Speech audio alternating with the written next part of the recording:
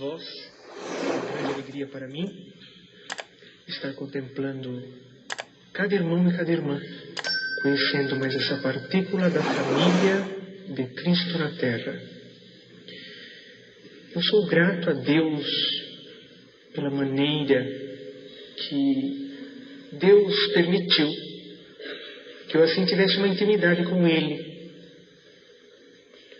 Como todos nós já sabemos pelas Sagradas Escrituras, no princípio de todas as coisas, Deus fez uma aliança com Abraão, e Abraão para com Deus. E a promessa dele se perdura, se concretiza e é vívida. Vivemos isso.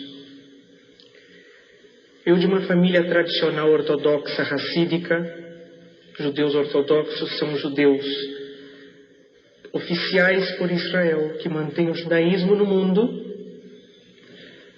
Tudo o que se faz, casamentos, circuncisões, documentações, é pela ortodoxia, a linha original. Existem cinco ramos do judaísmo. O oficial, o judaísmo ortodoxo. Dentro desses grupos temos o racídico, o Lubavitch e os Natagedim, Naturei Karta, de uma englobação ortodoxa. A palavra ortodoxa é comunhão verdadeira. Então são judeus que seguem 613 normas diárias, do momento que se levanta ao momento que vai dormir. Desde alimentação a prescrições de vivência, estudo, legislativa, trabalhista. O judeu vive 70% da sua vida no ócio religioso. Tudo que ele faz se dedica a Deus. Há um grão que ele pega, há uma partícula de água que ele consome. Dá graça em tudo por tudo. Ele vivencia. Torá no judaísmo é prática, não é só teoria. Um judeu que vive Torá, ele pratica a Torá. E pela misericórdia de Deus e de Yeshua HaMashiach, Jesus o Messias, minha mamãe, em uma certa época, foi acometida de uma enfermidade, uma necrose medular, que acabou causando a obstrução total na cartilagem nos ossos da minha mãe. Isto causou uma paralisia total e avançou aos órgãos do seu corpo. E ali então ela foi internada e não tinha o que fazer no desespero dos médicos e da nossa família. Ali então foi feito todos os exames possíveis. E ali veio o médico, na época o Dr. Zerbini, creio que muitos, alguns lembram, foi o primeiro cirurgião que fez o transplante de coração em boiadeiro.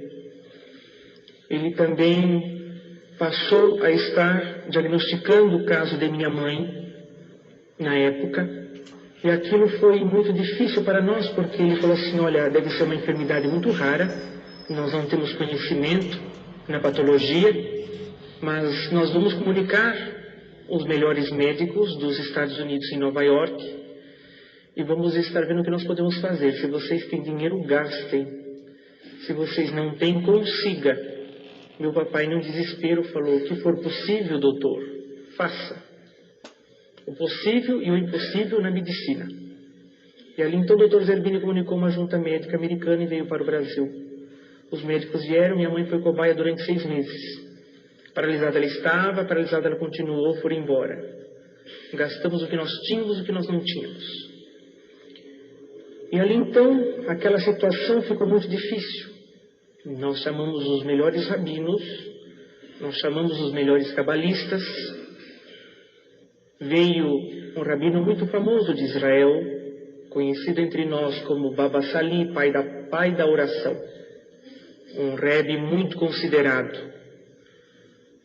Ali ele fez o que era possível dentro daquilo que era o ministério dele, dentro do judaísmo religioso de fé. Nada aconteceu.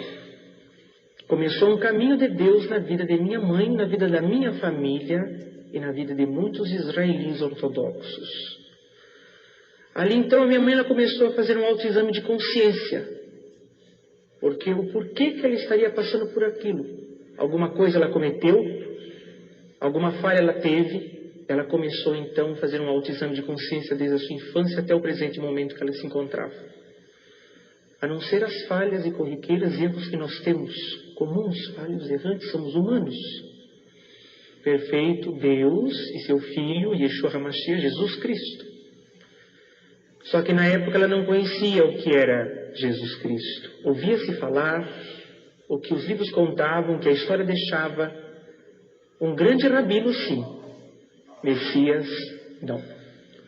Rabino, sim, porque ele tinha um título chamado pelas Escrituras, Rabi Raboni, mestre instrutor. Se ele tinha esse título, porque então ele tinha o reconhecimento de um rabino. Suas práticas foram maravilhosas. Judeus, judaísmo e rabinos não descarta. Foi um grande judeu, foi um grande rabino, foi um grande tzadikim, homem justo, um homem santo que passou na terra. Operou milagres, fez obras da parte de Deus. Mas Messias não. Então nós tínhamos aquele diálogo em casa. Tínhamos amigos que vinham ao comércio de meu pai, falava com ele, mas a sua esposa está na situação. É simples. Se o senhor quiser, nós podemos ir na sua casa fazer uma oração. E Jesus é poderoso para libertá-la. Meu pai sorria para eles e falou assim: mas o que leva o senhor a crer que Jesus é o Messias? Mas olha, operou tantos milagres, as Escrituras, os Evangelhos atestam disso. Está ali escrito. Então, veja bem, o senhor não crê que poderoso é Jesus Cristo, porque ele ressuscitou os mortos, ele multiplicou os pães, ele transformou água em vinho? Meu papai então falava assim: veja bem, se Jesus é o Messias, Moisés também é. Moisés? Mas como é Moisés? Então, o seu Jesus, Messias, ele transformou a água em vinho. O nosso profeta Moisés transformou a água em sangue.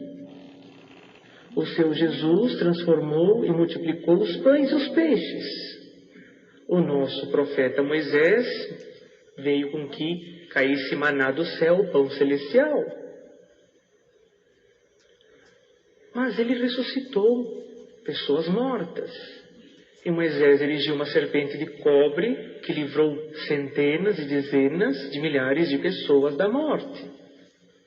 Qual desses dois é o Messias, concernente a milagres? Ali então a pessoa se calava e ia embora. Muitas das vezes vinham outras pessoas amigas, também evangélicas.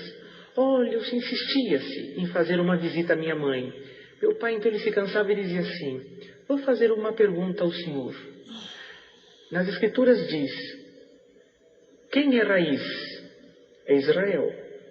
Quem é galho? É vocês, gentios. E quem sustenta a árvore? A raiz ou os galhos?